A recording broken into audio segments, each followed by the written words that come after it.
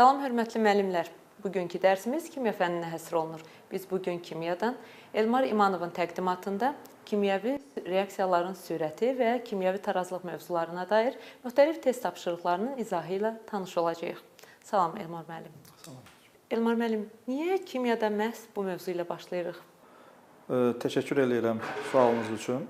Deməli, kimyada bəzi mövzular var ki, o mövzular kimyada çətin mənimsənilən və ona aid tapşırıqlar, test nümunələri nisbətən daha çətin gəlir müəllimlərə. İstəyir müəllimləri olsun, istəyir şagirdləri olsun.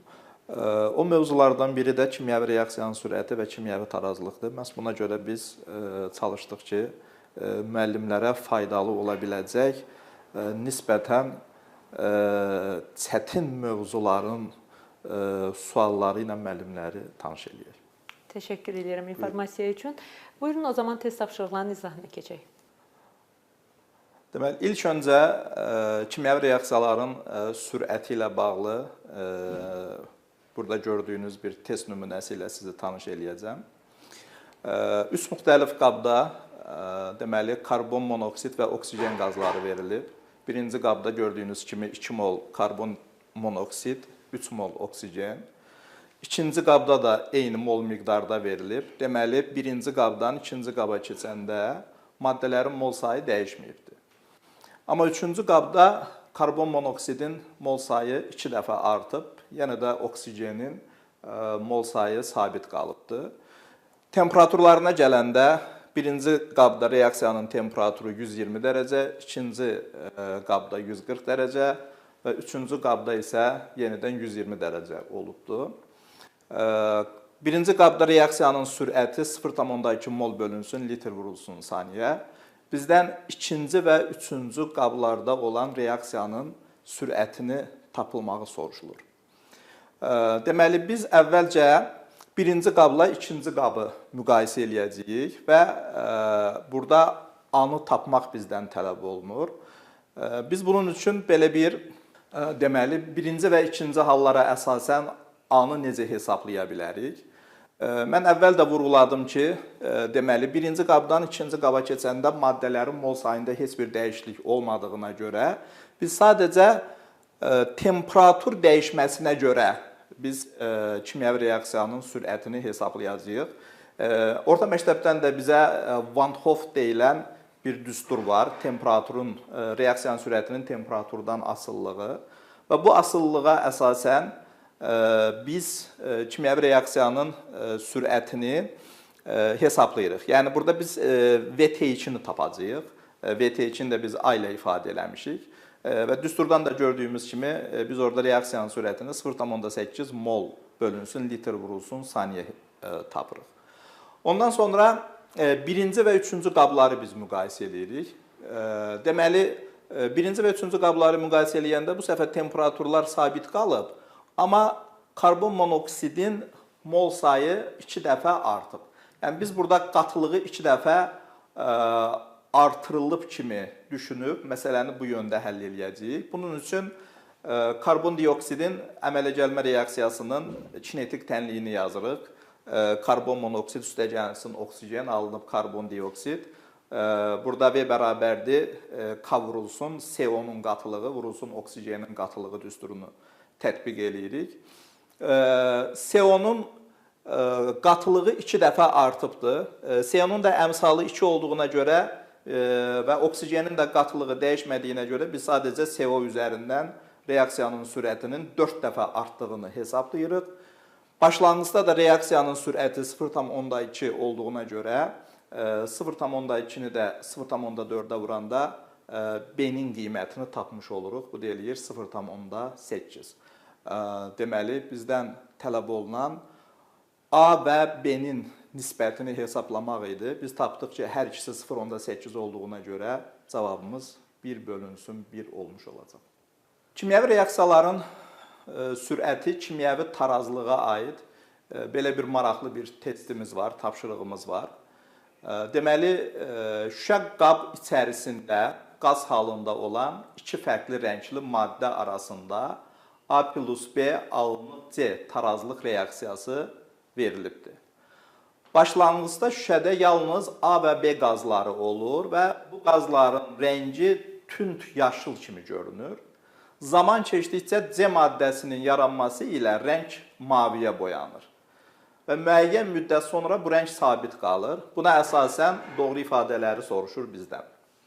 Deməli, birinci halda rəng dəyişməsinin sabit qalması sistemin tarazlığa çatdığını göstərir. Bəli, deməli, biz bilirik ki, kimyəvi tarazlıqda reaksiya başlayır, müəyyən müddət gedir, ondan sonra kimyəvi tarazlıq yaranır. Yəni, rəng dəyişməsi artıq sabit qalıbsa, onda kimyəvi tarazlığın yarandığını bu ifadə edir. Ona görə də birinci ifadənin doğru olduğunu ifadə edirik. İkincisi, tarazlıq anında düzünə reaksiyanın sürəti əksinə reaksiyanın sürətindən böyük olur. Yəni, biz bilirik ki, kimyəvi tarazlıq anında düzünə reaksiyanın sürəti əksinə reaksiyanın sürətinə bərabər olduğu üçün ona görə də bu ifadə doğru ifadə olmayacaq. Üçüncü ifadədə, əgər şüşəyə A qazı əlavə edilsə, müəyyən müddət sonra qabda rəng daha mavi olar. Biz bilirik ki, kimyəvi tarazlığa qatılığın təsirində başlanğıc maddənin qatılığını artıranda tarazlıq məhsul istiqamətinə yerini dəyişir. Deməli, sistemə A maddəsi əlavə edəndə tarazlıq sağa tərəf, yəni C maddəsinin alınması istiqamətində getdiyinə görə və C maddəsinin də rəngi mavi olduğuna görə bu ifadəni biz düzgün qəbul edəcəyik. Dördüncü ifadədə şüşə qabı qızdırdıqda rəng tünd yaşıl olursa, bu reaksiyanın endotermik olduğunu göstərir. Temperaturu artıranda tarazlıq deməli sola tərəf yerini dəyişib. Yaşıl rəngə doğru deyirsə, deməli tarazlıq sola tərəf yerini dəyişib. Amma biz bilirik ki, bu reaksiya birləşmə reaksiyasıdır və eksotermik reaksiya olduğuna görə onda bu ifadə doğru olmayacaq. Beşinci ifadə, maddələrin tarazlıq qatılıqları 0,2, 0,3 və 1,2 mol bölünsün litr olarsa, tarazlıq sabitinin qiyməti 20 olar. Bəli, bu verilənləri biz düsturda yerinə qoysaq, 1,2-ni bölsək, 0,2 vurulsun 0,3-ə cavab 20 alınacaq. Ona görə bu ifadə də doğru olur. Və tarazlıq sabiti sistemin temperaturu dəyişikliklə dəyişməz qalır. Biz bilirik ki, tarazlıq sabitinin qiymətinə temperatur və maddələrin qatılığı təsir eləyir deyə bu ifadə doğru olmayacaq.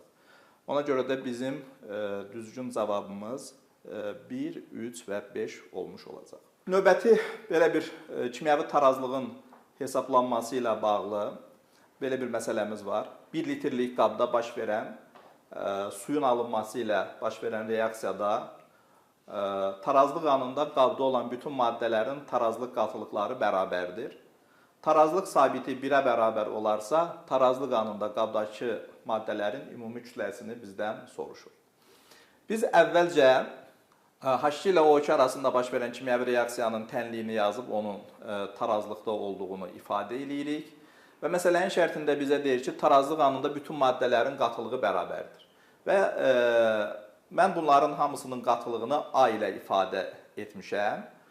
Və burada tarazlıq sabitinin, K-nın qiymətinin də bizə 1 verdiyi üçün tarazlıq sabitinin düsturunda 1 bərabərdir suyun kvadratı, yəni A-nın kvadratı bölünsün hidrogenin kvadratı vurulsun oksigenin qatılığı deyib, oradan A-nın 1 olduğunu tapırıq.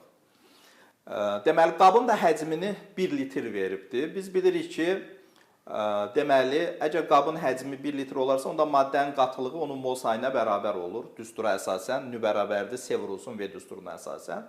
Və buradan biz tapırıq ki, tarazlıq anında hidrogen, oksigen və sudan hərəsindən 1 mol var. 1 mol hidrogenin kütləsinin 2 qram, 1 mol oksigenin kütləsinin 32 qram, 1 mol suyun kütləsində 18 qram olduğunu düşünsək, toplam qabda 52 qram maddə olmuş olacaq. Növbəti tapşırığımız yenə də kimyəvi reaksiyaların sürəti ilə bağlıdır. Deməli, bizə 2 reaksiya verilibdir. Təbii ki, bu məsələni biz Van Hoff düsturundan istifadə edərək, tənliyindən istifadə edərək tapa bilərik. Deməli, birinci reaksiya üçün və ikinci reaksiya üçün verilənləri vermişəm mən burada. Van Hoff düsturunu biz tətbiq eləməklə məsələmizi həll edə bilərik. Əvvəlcə birinci reaksiya üçün B-ni tapırıq. B bərabərdir. A vurulsun 2 üstü 70 sıxılsın T1 bölünsün 10. İkinci reaksiya üçün B bərabərdir. 4A vurulsun 4 üstü 70 sıxılsın T1 bölünsün 10. Ondan sonra hər iki ifadəni biz bir-biri ilə birləşdirib, deməli, gördüyümüz belə bir tənliyi alırıq. Ondan sonra aldığımız tənliyi sadələşdiririk, A-ları ixtisar eləyirik və 4-ləri 2-nin kvadrat şəklində yazırıq. Ondan sonra da riyazi hesablamadır. Burada da deməli, əsaslar bərabərdirsə biz qüvvətləri bir-birinə bərabər eləyib, oradan T1-in 90 dərəcə olduğunu hesablaya bilərik. Növbəti tapşırığımız yenə də tarazlıq məsələsi ilə bağlıdır. Həcmi 1 litr olan qabda amonyakın alınması ilə baş verən reaksiya verilibdir və bu reaksiyada 2 mol azot, 2 mol hidrogen, 2 mol amonyak olub başlanğıc olaraq qarışdırılıbdır. Tarazlıq halında amonyakın 50% artırsa, reaksiyanın tarazlıq sabitini bizdən soruşur. Necə həll eləyərik biz bu məsələni? Deməli, əvvəlcə başlanğıcda amonyakın mol sayı 2-dir. 50% artıbsa 2-nin 50%-i 1 eləyər. Onda reaksiyadan sonra, yəni tarazlıq halında artıq amonyakın mol sayı buradan da gördüyümüz kimi 2 plus 1 olacaq tarazlıq halında. Deməli, amonyakın mol sayı 3 olacaq.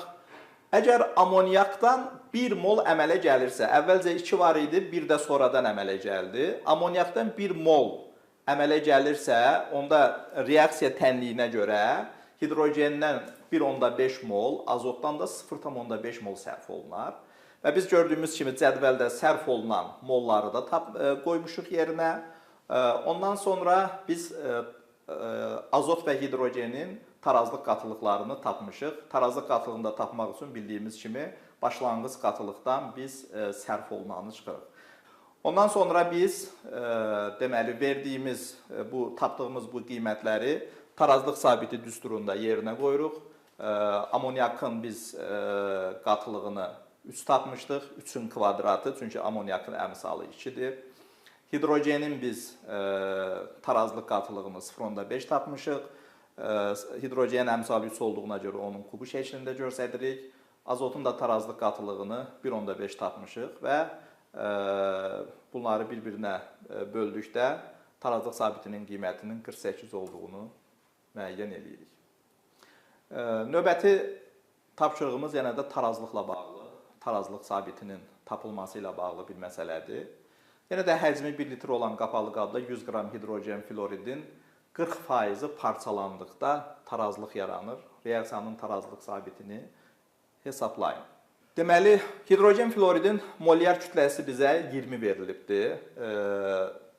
100 qram hidrogen florid 5 mol eləyər. Və 5 mol hidrogen floridin 40% sərf olunur. 40% cədvəldə də vermişəm. 40% eləyir 2 mol. Deməli, 5 mol hidrogen floridin 2 molu sərf olunur, 3 molu qalır. O qalanı da biz deyirik tarazlıq qatılığı. Əgər hidrogen floriddən tənlik üzrə 2 mol sərf olunursa, onda biz tənlikdən də gördüyümüz kimi hidrogendən və flordan da 1 mol əmələ gəlir və biz əmələ gələn maddənin qatılığını da cədvəldə göstərmişik. Deməli, biz bilirik ki, əmələ gələn maddənin qatılığı elə onun tarazlıq qatılığı deməkdir. Ona görə də biz deməli tarazlıq anında tapdıq ki, H florun qatılığı 3, hidrogenin qatılığı 1, florun da qatılığı 1-dir. Ondan sonra yenə də tarazlıq sabitinin düsturunda K-nı hesablayırıq. Deməli, hidrogen və florun qatılığını bölürük H florun qatılığının kvadratına. Buradan da cavabın 9'da 1 olduğunu müəyyən edirik. Növbəti tapşırığımız yenə də reaksiyanın sürətinə görə olan bir tapşırıqdır. Kimyəvi reaksiyanın sürətinin tapılması bizdən tələb olunur. Demək, 2 litrlik qabda 1,5 mol azotla 3,6 mol hidrogen arasında reaksiya 60 saniyədə axıra qədər gedir. Reaksiyanın azota görə sürətini hesablayın. Bu tipli məsələlərdə deməli reaksiya axıra qədər gedirsə, o deməkdir ki, bu maddələrdən biri tamamilə bitməlidir.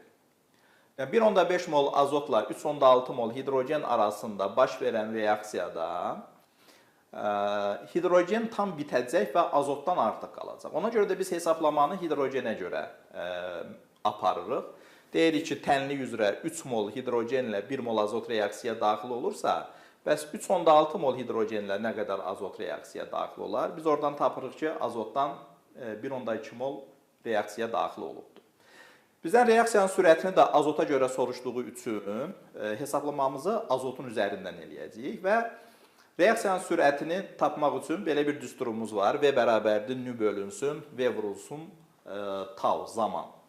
Və buradan da tapdığımızı düsturda yerinə qoyuruq. Azotun sərf olunan mol sayını 1,2 tapdıq.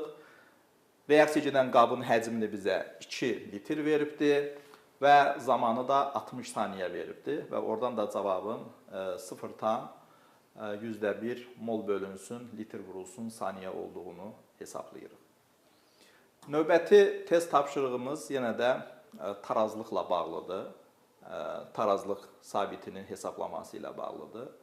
Deməli, bizə azot, hidrogen və amoniakın tarazlıq qatılıqları verilibdir. Cədvəldə də gördüyümüz kimi bunların tarazlıq qatılıqları azot və hidrogen ikisi də A-dır, bir-birinə bərabərdir. Amoniakın amma tarazlıq qatılığı bizə verilibdir.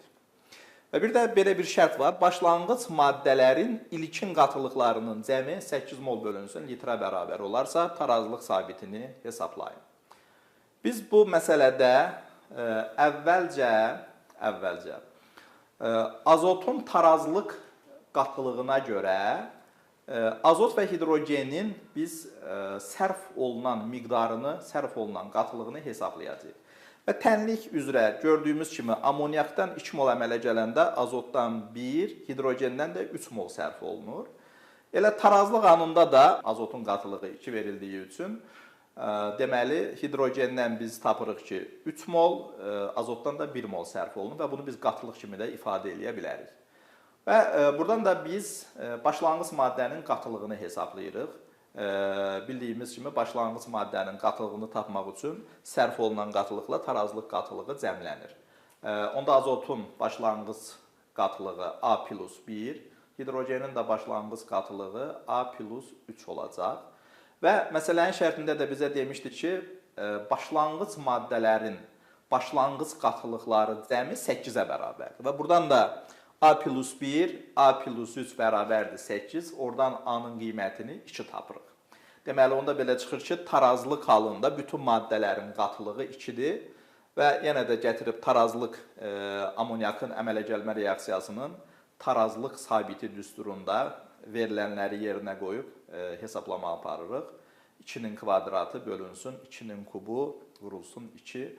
Bu da eləyəcək 0,25 eləmiş olacaq. Növbəti tapşırığımız yenə də kimyəvi reaksiyanın sürəti ilə bağlıdır. Deməli, 4 litrlik qapalı qabda hidrogen və oksigen arasında baş verən reaksiya zamanı 30 saniyə müddətində sərf olunan oksigenin kütləsi sərf olunan hidrogenin kütləsindən 56 qram çox olur. Bu müddətdə reaksiyanın oksigenə görə sürətini hesablayın. Deməli, biz əvvəlcə hidrogen və oksigen arasında baş verən reaksiya tənliyini yazırıq. Və tənlik üzrə gördüyümüz kimi 4 qram hidrogenlə 32 qram oksigen reaksiyaya daxil olur. Və tənlik üzrə oksigen və hidrogenin kütlə fərqinin də 32 çıxılsın 4, 28 olduğunu buradan müəyyən edirik. Bundan sonra belə bir tənasüb qura bilərik ki, əgər oksigen və hidrogenin kütlələri arasındakı fərq 28 qram olarsa, oksigendən 1 mol reaksiyaya daxil olur. Amma məsələnin şərtində isə bizdən 56 qram çox olduğunu verib. Onda bəs 56 qram çox olduqda nə qədər oksigen sərf olunar? Buradan oksigenin sərf olunmasının 2 mol olduğunu müəyyən edirik. Deməli, bizə zamanı 30 saniyə verib, amma burada ölçü vahidini mol bölünsün, litr vurulsun dəqiqə ilə verdiyinə görə biz saniyəni dəqiqəyə çeviririk, eləyir 0,5 dəqiqə müddəti və reaksiya gedən qabın həcminin də 4 litr olduğunu verdiyi üçün yenə də V bərabərdir nü bölünsün, həcm vurulsun zaman düsturuna əsasən. Oradan reaksiyanın sürətini hesablaya bilərik. 2 bölünsün, 4 vurulsun, 0.5. Bu da 1 eləyəcək. Və növbəti tapşırığımız tarazlıq qatılığı ilə bağlıdır. Yəni, düşünürəm ki, çətin sual deyil. H2 və xlor 2 arasında baş verən reaksiyadan H-xlor əmələ gəlir. H2-nin başlanğıc qatılığını bizə A veribdir, xlor 2-nin də başlanğıc qatılığını B veribdir. Tarazlıq halında başlanğıc maddələrin tarazlıq qatılıqları bərabər olarsa, A bölünsün B nisbətini bizdən soruşur. Deməli, reaksiya üzrə X mol, oradan da görürük biz. Yəni 1 mol hidrogen reaksiya daxil olanda 1 mol xlor reaksiya daxil olur. Onda biz bunu məhsulla ifadə eləsək, X mol hidrogen reaksiya daxil olanda X molda xlor reaksiya daxil olur kimi ifadə eləyə bilərik. Başlanğıc maddələrin qatılığını da A və B verib. Biz oradan tarazlıq qatılığını hesablaya bilərik cədvələ əsasən. Tarazlıq qatılığı başlanğıcdan sərf olunanı çıxmaqla tapılır. Onda hidrogenin tarazlıq qatılığı A çıx X, xlorun da tarazlıq qatılığı B çıxılsın X olacaq. Və biz burada məsələnin şərtində də bizə deyilir ki, bunlar bir-birinin tarazlıq halında H2 və xlor 2-nin qatılıqları bir-birinə bərabərdir. Və biz oradan da A çıx X-i B çıx X-ə bərabər eləyirik. Oradan X-i digər tərəfə keçirəndə X-lər ixtisar olur və A bərabərdir B qalır. A ilə B bir-birinə bərabərsə, deməli bunlar birin birə nisbətində olmuş olacaq. Sizə təqdim elədiyimiz test nümunələri bu qədər. Ümid edirəm ki, sizin üçün faydalı olacaqdır. Elmar müəllim, təşəkkür edirik ətraflı izahınız üçün. Biz də ümid edirik ki, müəllimlər bu tip tapşırıqları izləməklə, eyni zamanda onların izahına baxmaqla özləri üçün qeydlər aparıb sertifikasiya imtahanında daha yaxşı nəticələr göstərə biləcəklər. Mən də ümid edirəm. Bütün müəllimlərə uğurlar arzulayıram. Təşəkkür edirik. Təşəkkür edirəm. Əziz müəllimlər, bizim bugünkü buraxılışımız bu qədər. Növbəti buraxılışlarda görüşənə qədər.